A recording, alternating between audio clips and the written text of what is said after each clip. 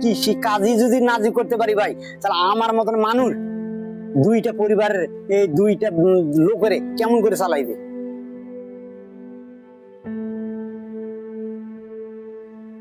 কিছু কিছু লোক আছে যে এরকমটা দেখে, যে মনে করেন যে এরা তো আদিবাসী সাঁওতালি, মনে করেন ওরা এদেরকে তো এদের পরিবার ব্যবহার ভালো না এটা মনে করে, অথচ কিন্তু দেখেন আমরা তো এরকম করে কষ্ট মষ্ট করে চলতেছি।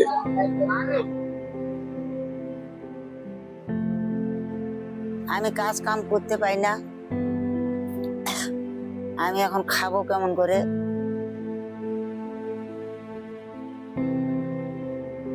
যে আমাদেরকে খাওয়ার জন্য পানি দেয় না গিলাসে করে, শুধু জগটা দেয় পানি দিয়ে, তো বলেন যে উঠায় খাওয়া আর কি।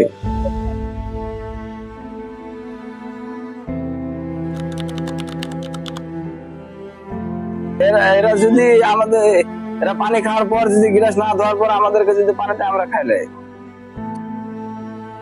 আমাদের এখন যাচাই বাছাই করে দেখো, আমাদের 80% দেখেন আমাদের আদিবাসীরা কিন্তু এখন কাজ কর্মী করতে পারে না খেতে মাঠে।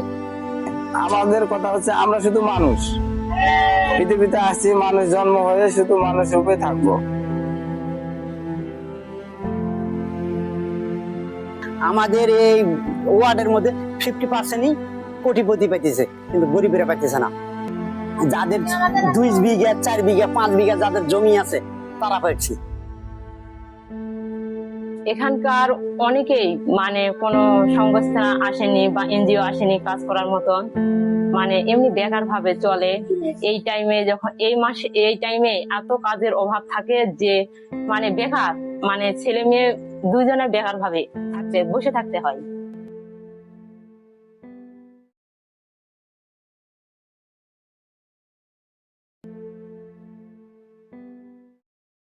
বাংলাদেশের বিভিন্ন প্রান্তে ছড়িয়ে আছে বৈচিত্র্যময় আদিবাসী জনগোষ্ঠী, যাদের নিজস্ব ভাষা, সংস্কৃতি, জীবনধারা আর ঐতিহ্য এই ভূখণ্ডের এক অবিচ্ছেদ্য অংশ।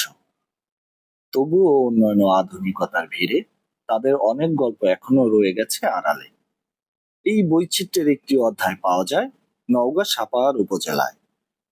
এলাকার বিভিন্ন গ্রামে বসবাস করে বেশ কিছু আদিবাসী জনগোষ্ঠী। এর মধ্যে জিনারপুর অঞ্চলে ওরাও সম্প্রদায় এখনো লড়ে যাচ্ছে নিজের অস্তিত্ব ও জীবন সংগ্রামের সাথে। ওরাও সহ এখানকার অনেক আদিবাসী পরিবার প্রতিদিনের জীবন মোকাবেলা করে কাজে অনিশ্চয়তা, সীমিত সুযোগ, শিক্ষা, স্বাস্থ্য ও জীবিকা নানা সংকট নিয়ে। সময় বদলেছে, কিন্তু সংগ্রাম এখনো বদলায়নি। এই ডকুমেন্টারিতে থাকছে তাদের নিজের বলা জীবন কথা, কষ্ট, অভিজ্ঞতা এবং প্রতিদিনের বাস্তবতা।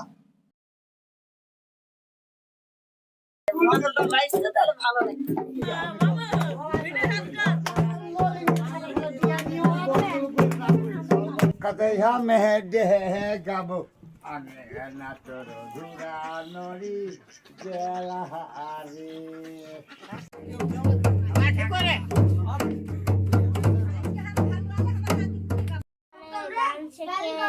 ছবি আঁকায়, সাইকেল চালায়, মাটি খেলতে যায়,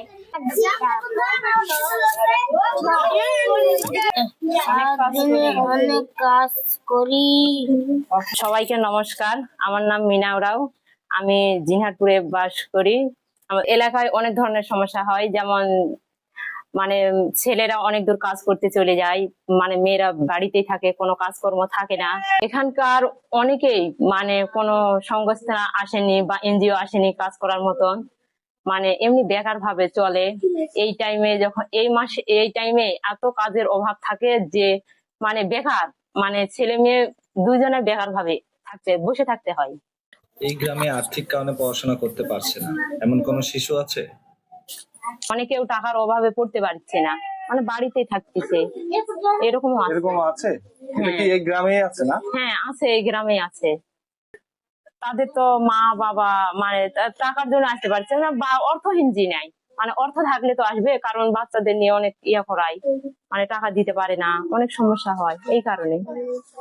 আপনাদের কি এখানে পর্যাপ্ত পরিমাণ কাজের সন্ধান আছে? আপনারা কি কাজ করতে পারেন সেখানে?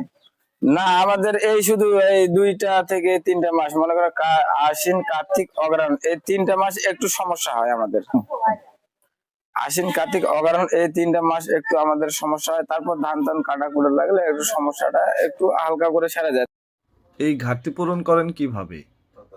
তারপরে মনে করেন যে 3টা মাস আড়াই থেকে 3টা মাস আমরা যে বসে থেকে খাই, এটা তো মনে করেন যে যেরকম হাট বাজার সবজি মনে করেন তেল এগুলোর সব জিনিসের দাম, তো এই আমরা 3 মাসে এতটা ঋণ হয়ে যায়, তো মনে করেন যে আমাদের গোটা বছরটা লাগে যায় এই ঋণটা ঘাটতি দিতে।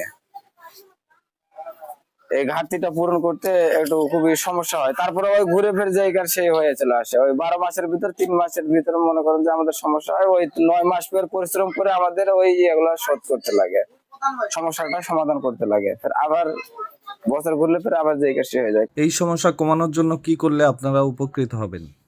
আমরা এতটুকু চাচ্ছি আমি যে আমাদের এলাকার মধ্যে যদি একটু পানির জন্য যদি একটা ব্যবস্থা করে দেওয়া হতো, ওই মোটর অথবা মনে করেন যে এই বড় ডিপ টিউবওয়েল গুলা, তাহলে আমাদের একটু ভালো হতো আর কি। আপনারা কেন সহযোগিতা পান না?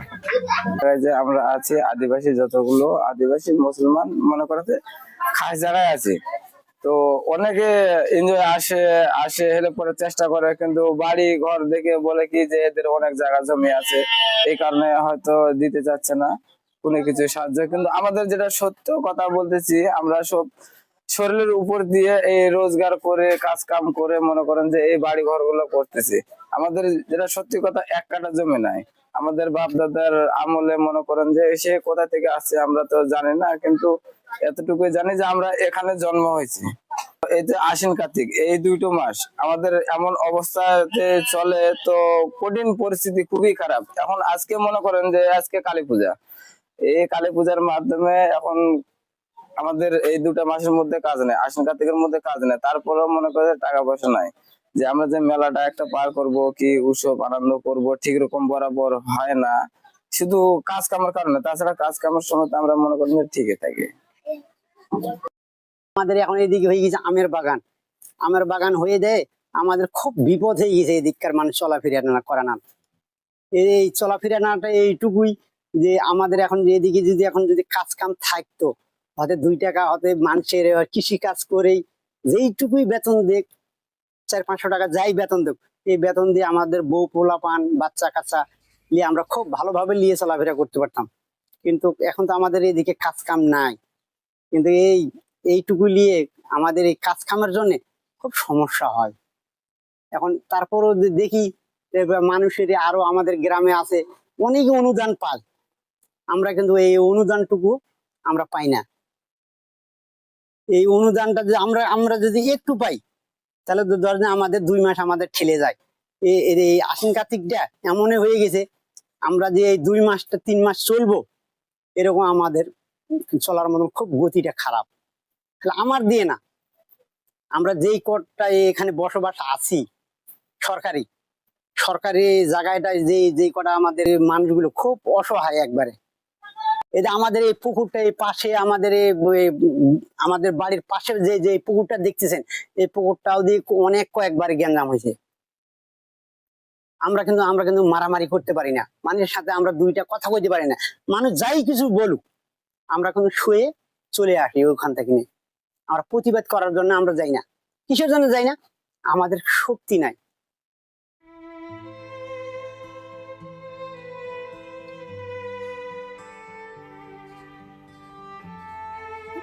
আমার এই কৃষি কাজ কাম এখন যদি হয়তো 2টা হয়তো মানুষের হয়তো কাজ কাম করতে পারতাম, হয়তো আমাদের ফ্যামিলিতে আছে, আমার ওয়াইফ আছে, আমার একটা মেয়ে আছে, এই 7 বছর বয়স, সুস্মিতা নাম। ইনি ধর এই প্রাইভেটে যায়, প্রাইভেটে গেলেও নালকা মাসে 50 টাকা দেওয়া লাগে। আমি নিজেই এখন কাজ কাম করতে পারতেছি না, তাহলে এই ধর 50 টাকাটাই আমাদের দেওয়ানার খুব জুলুম। ওইরকম আরোই আছে যে আমার মতন ভাই ব্রাদার অনেকেই আছে, কিন্তু দেওয়ার মতন সমর্থন হইতেছে না। এরকম যে আসবে আমাদের পাশে, আসে যে 2-1 দাঁড়াইবে, ওইরকম দাঁড়ানোর মতন নাই এখন। সংকটাপন্ন জীবন কারোর জন্য কাম্য না, আর যে মানুষটি বাঁচার জন্য লড়ছে কাল সেখানে আমরা যে কেউ হতে পারি। তাই সংকটে থাকা মানুষের পাশে দাঁড়ানো সত্যিকারের মানবিকতা পরিচয়।